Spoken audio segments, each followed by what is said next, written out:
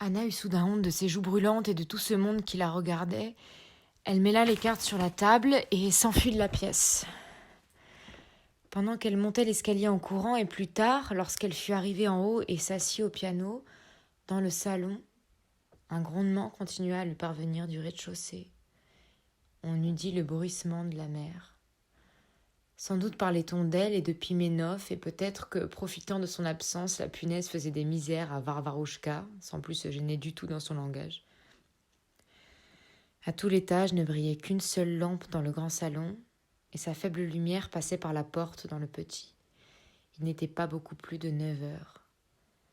Anna joua une valse, puis une autre, une troisième. Elle jouait sans s'arrêter. Elle regardait le recoin sombre derrière le piano, elle souriait, elle lançait des appels en pensée, et il lui venait à l'esprit d'aller maintenant rendre visite à quelqu'un en ville, Lissevitch par exemple, pour lui raconter ce qui se passait à ce moment dans son âme. Elle avait envie de parler sans cesse, de rire, de folâtrer, mais le recoin sombre derrière le piano gardait un silence lugubre. Et tout autour, les appartements de l'étage donnaient une impression de solitude. Elle aimait les romances sentimentales.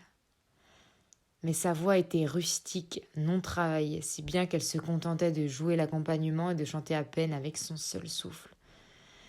Elle chuchotait les unes après les autres des romances où il était surtout question d'amour, de séparation, d'espoir déçu.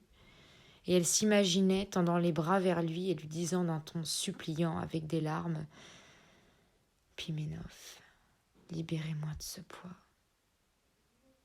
Et alors, comme si ses péchés étaient pardonnés, son âme deviendrait légère, joyeuse, une vie libre et peut-être heureuse commencerait.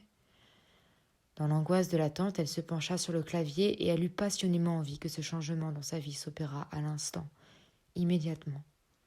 Et elle avait peur à l'idée que la vie passée continuerait encore quelque temps.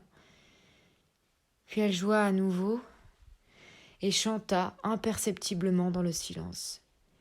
Il n'y avait plus de grondement au rez-de-chaussée. Sans doute y était-on allé se coucher. 10 heures avaient sonné depuis longtemps. Une longue nuit solitaire, ennuyeuse, s'annonçait.